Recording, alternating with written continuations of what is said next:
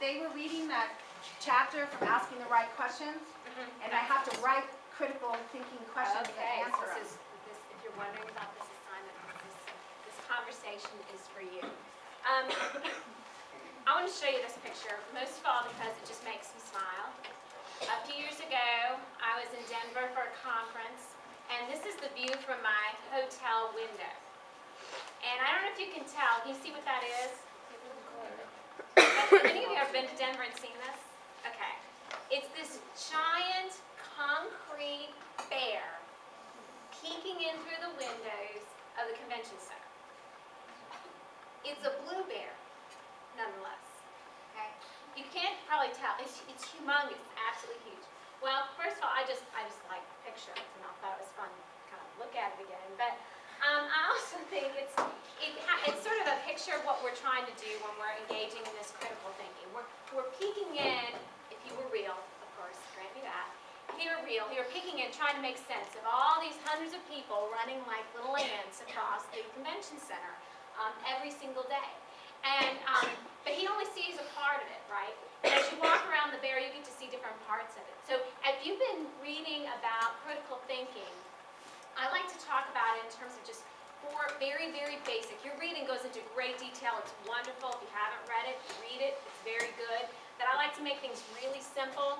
So I come down to about 4 things that critical thinkers do. Okay. One is critical thinkers ask really good questions. And this is probably one of the things we work the hardest on at the very beginning of your college career. Every time in every class, what does the teacher say? Are there any questions? Right. And most of the time, are there? No, because everyone's ready to get out the door. And I understand that too, because I usually am as well. But critical thinkers are always asking very important questions. They're recognizing the things that are important to consider, and they're asking those questions. Critical thinkers also look at multiple possible answers. They look at multiple viewpoints. And I had to get some shoes on there. Okay. So they're looking at multiple options. But when they look at those multiple options, they look at them very carefully. Okay. They look at them intently. They really try to understand what these things are. They examine them very closely. And finally, critical thinkers draw tentative conclusions. They come up with an idea as to what this means. But I say tentative because it's always open for reinterpretation. It's always open to new information. When you get more information about something, you'll have to go through the process again. So critical thinkers go through these steps. They ask important questions, they examine multiple perspectives, and they examine them closely, and they draw tentative conclusions. Well, on your reading today for Brown and Keeley, they talk about some attitudes at the very end of the reading that critical thinkers need to have in order to be effective in communicating about their critical thinking. The first is that critical thinkers need to have an attitude that espouses the curiosity of a child. Okay.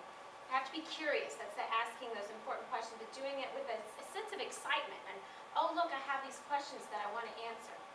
But also with the skepticism of a scientist.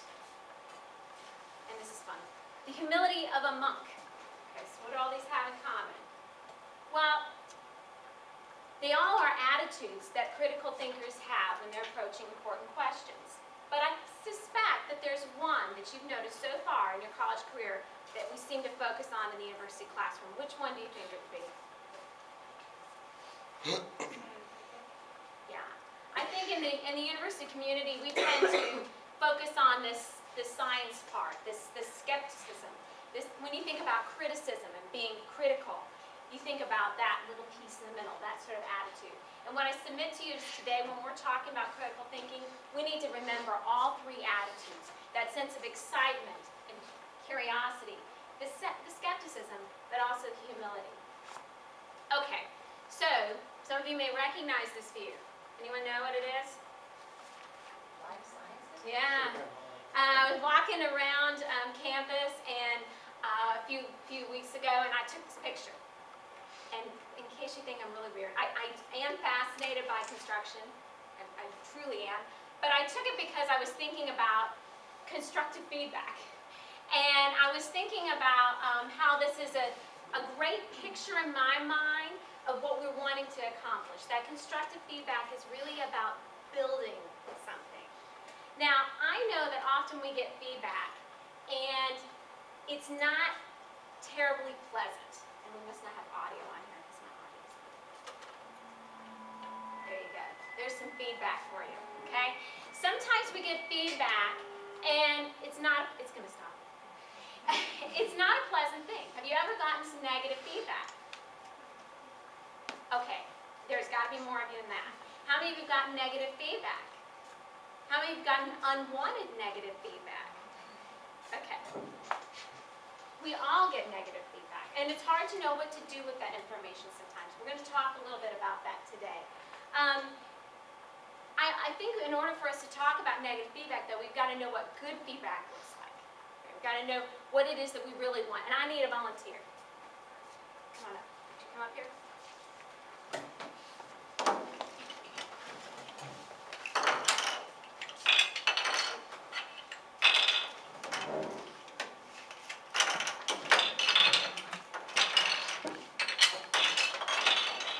I had to put them together to carry them across the campus.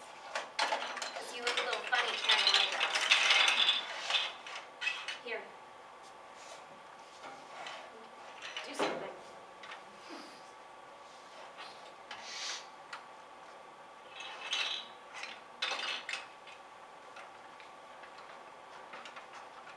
How many of you like Legos?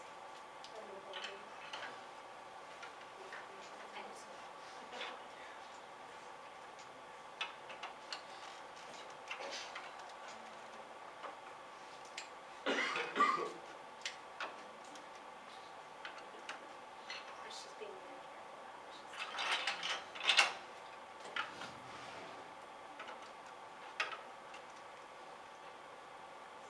But no, that's not right. You're ruining it. That's not right. You need, no, I want a tower.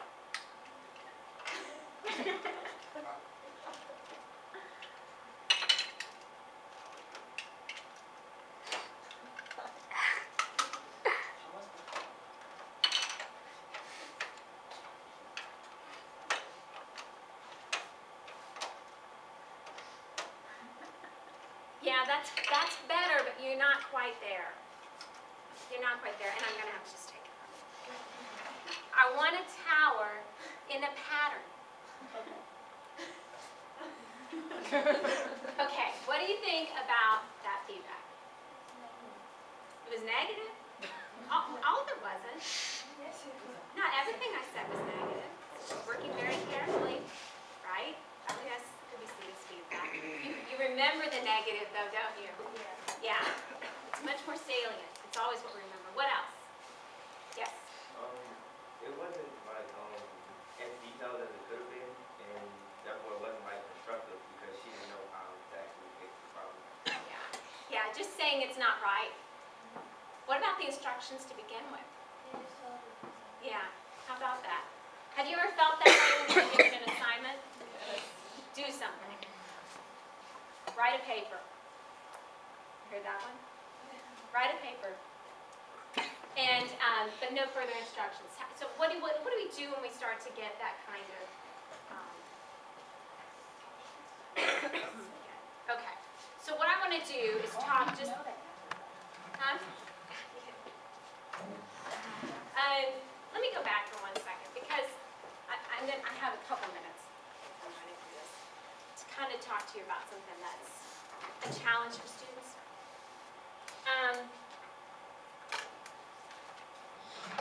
A lot of it has to do with our goal, right?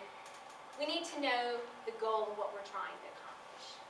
And when you're in college, what is your goal? Graduate. Oh, yeah, to graduate. Why did you choose to come to college? Some of us would learn. To learn for what purpose? So to learn to be able to get a job, right? But along the way you've got things like passing a class and graduation and getting a job, right? So sometimes your immediate goal when you're sitting in class is to what? Get a good grade in the class, right? Now that idea of learning something to do a job is how many steps away? It's at least how many years? 3 years away, okay? And so your immediate goal is one thing. What I want to say to you is that that's not the thing that's in your professor's mind. I'm just giving you a little window, okay? They aren't sitting around thinking about, you are 5 points from an A, and you are 50 from a A. Okay. They aren't thinking about that. What are they thinking about? Do you have an idea?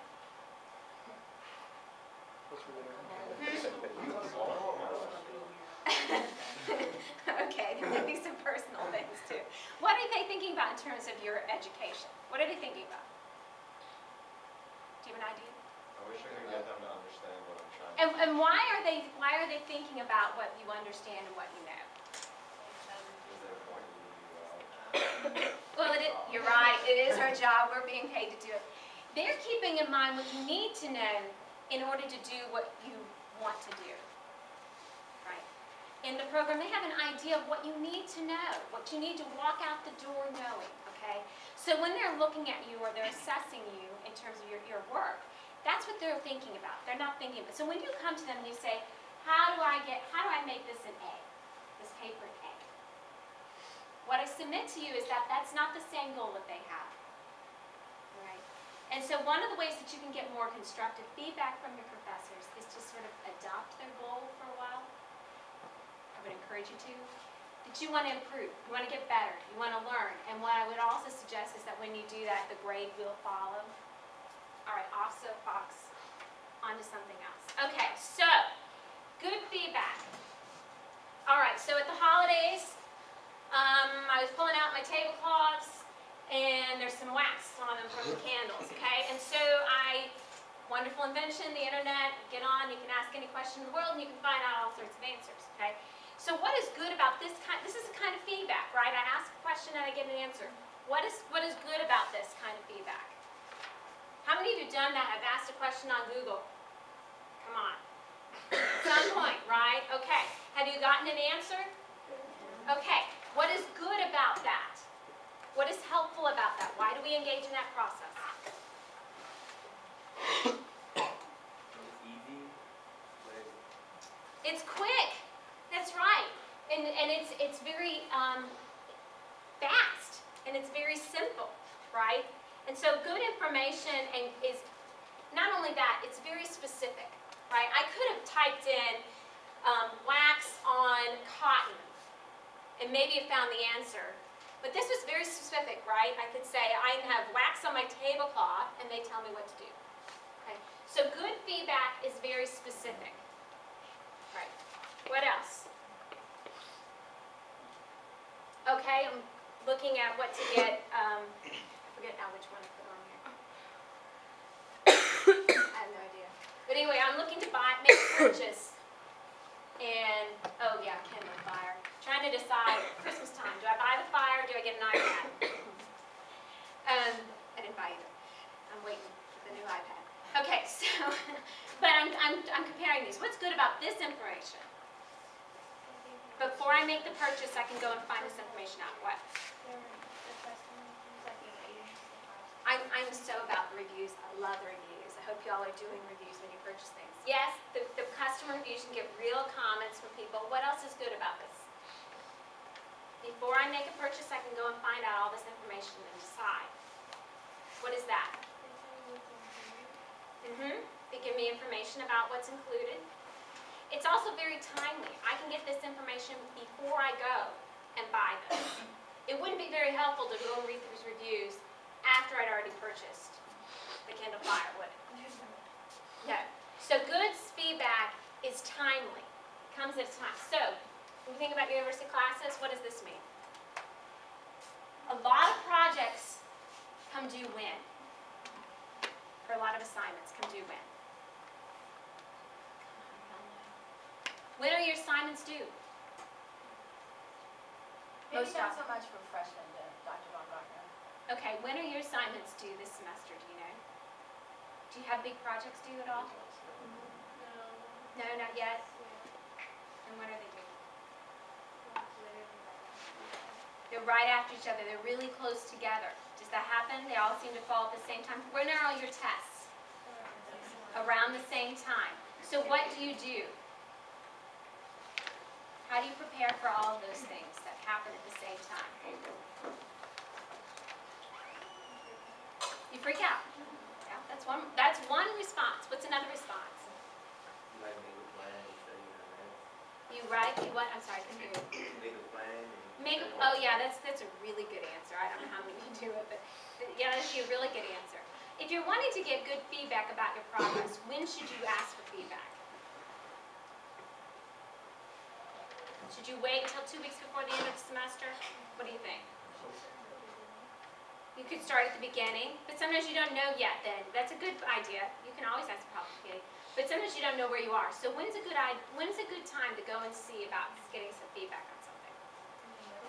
In the middle, or as soon as you realize you've got a problem, right? As soon as you realize you don't understand something, that's when you go and get feedback.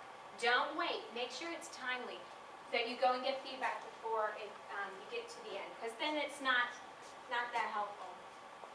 Okay. Good feedback is what we call accessible. Okay? It has to make sense. So when I said, do it, just do something, did that make sense to her? No. When I said, that's not right, did that make sense to her?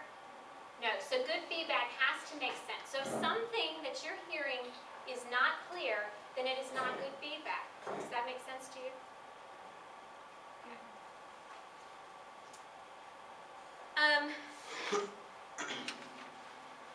This is something that we see a lot of. We can get a lot of feedback about ourselves really fast. Immediately posting something on Facebook and you get feedback about yourself. How many of you have done something like that? Like, is it stupid of me that I just locked my keys in the car? And then everybody posts stories about when they locked their keys in the car. Like everybody. So then you know you're not alone. Okay. So good feedback is individual. Okay. It's helpful because it meets your needs right then. And that it's not helpful to get feedback that's meant for everybody all the time. You sometimes need individual feedback. Finally, and I'm going back to that idea of a goal, good feedback is constructive, meaning it has an idea, it has a vision of what you're wanting to accomplish. It gives you ideas about how to get to that step. Okay, recently my daughter, who's a swimmer, got to meet an Olympic swimmer, got to hold these medals. It was a very exciting event for her. She got to listen to him talk about how he got there. How did he train? What did he eat? What didn't he eat? Those sorts of things. It gave her an idea of a path to get where she, not that she's wanting to become the Olympics, but to become a better swimmer. All right. So when you're wanting feedback, you need to have in your mind what goal you're wanting to accomplish. Right? And when you're asking professors for feedback, it's helpful if it is also more than just, I want an A. I mean, that's great. We all want you to have A's and B's and be very successful in school. But you also need to have in mind, I need help because I want to get better at X. Okay? And be able to communicate that. So I came up with this, little easy way of remembering. Good feedback is specific, timely, accessible, true. I didn't really talk about that one. It doesn't help if it's false. If you're getting bad information, it doesn't help. It's individual and it's constructive. What does it spell? Static. Okay. Remember that feedback sound? It's static. Okay. Anyway, so that's some information about constructive feedback. And what I want you to remember, what you take away, two things. The goal of constructive feedback is to what? When people criticize, what are they trying to do usually? I heard two, I'm sorry. I think you're both right. What did you say back? Make you better and? Make yourself better. Oh, okay. There's two, yeah, right. There's multiple motivations for criticism. How many of you have been around somebody who criticizes to make themselves look better? Yeah. They think that being a critical thinker means telling everybody how wrong they are and how right they are. let me suggest that thinking back to that curiosity of child, humility of a monk, right? That isn't the attitude of an effective critical thinker, okay? Effective critical thinking involves a goal of improvement, which is what you said, okay? We have the goal of improving, okay? So constructive feedback has the goal of improving. If you can accept that goal, you can take that negative feedback. Does this help me improve? Yes. If it doesn't, you can let it go. The second thing is, if you are getting feedback and it does not include these things, if it's bad feedback, you don't know what to do with it, go and look at these things, specific, timely, accessible, true, individual, constructive, and then ask for what you need. Say, this information is not specific enough. Had she stood there and said, she knew I was playing a game, you know, she knew. But if she said, that's not a specific enough instruction, could you please give me your instructions? Or if she'd stopped and said, what is your goal for this project, right? That would have allowed us to have a conversation before she engaged in the entire process of building something. Do you see what I'm saying? So, constructive feedback has a goal of improvement, and if you aren't getting good feedback, ask for it. Are there any questions? Yeah, I've gone over a little bit. As I quickly build these Legos so I can move them.